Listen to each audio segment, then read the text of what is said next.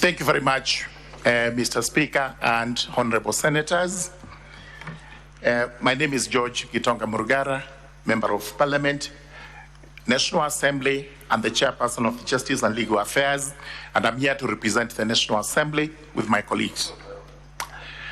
Honorable Speaker and Senators, I'll deal with only one point which supports ground number 11 on the impeachment. And the ground 11 is insubordination and failure to actually act collectively with the other members of the cabinet and the presidency.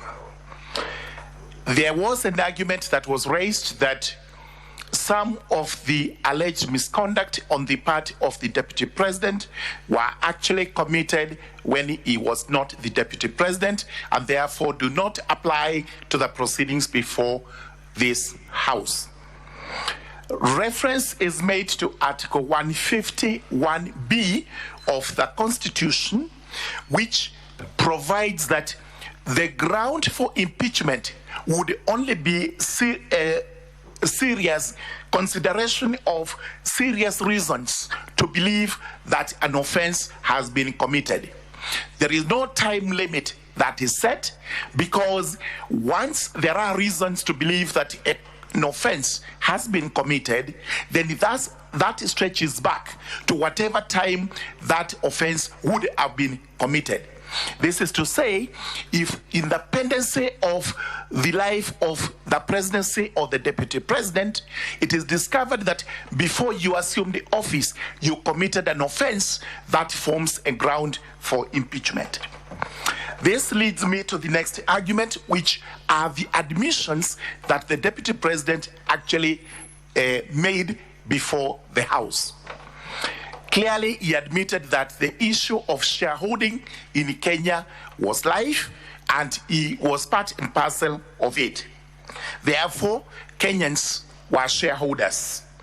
He actually admitted in the House and also in the press in the country that he believed the president was behind this motion. He also admitted that he had actually gone against the principle of collective responsibility on the basis that the cabinet had made unconstitutional decisions, which decisions he had to disobey. He also went on to dismiss this parliament as a theater of the absurd, and that he did not expect much from here. The question is this, and that, honorable senators, you have to grapple with. If the deputy president was actually to be saved by this House, with whom would he work? He would not work with the Kenyans whom he has antagonized with his shareholding notion that he has spread across the country. Number two, he would have difficulty serving with his boss whom he has accused of being behind this motion. He would not actually work with the cabinet where he is responsible for everything that is done in the cabinet and the sub-cabinet committees brought together by the principle of collective responsibility. He would not be able to work with this parliament, which he has called a theater of the absurd. With whom would he work? This is the question you have to ask yourselves. What we have before us today is like a marriage. And I have to draw that analogy because actually the position occupied by the subject of the discussion and the motion, the Honorable Rigathi Gachagua, is now untenable. He cannot hold that position because his position is irretrievable. He cannot work with any of the organs and bodies he's supposed to work with. Therefore, the position being irretrievable, then it means actually he has to be impeached. And I implore upon you to actually do so. Where a marriage is irretrievably broken, you cannot apply any law. The marriage is gone. Whichever law you try to apply, it does not matter. For the deputy president today, we cannot apply any measure of legalese because this is not likely to assist us in any way.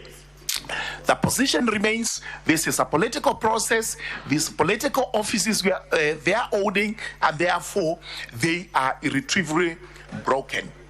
As I pen off, Honorable Senators, Honorable Speaker, sir, I will refer you to a biblical book in the Old Testament, the book of Jonah, chapter 1.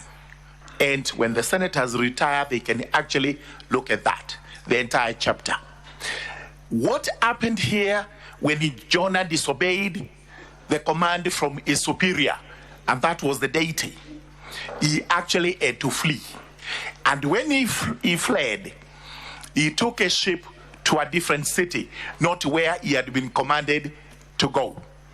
What remained was, on the journey, the waters were faced with tempest, and eventually the tempest had to be calmed by tossing Jonah out of the ship.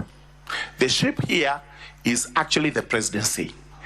The ocean is actually Kenya.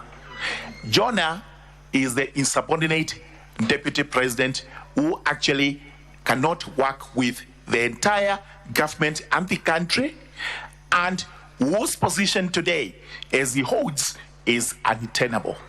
With those remarks, I urge you, honorable senators, to actually uphold this motion, and to the best of my belief and conviction, not only ground 11, which I have submitted, the rest of the grounds have been approved. Thank you very much. 2 minutes to Honorable Zamzam, who is also going to make a statement and a submission. Thank you very much.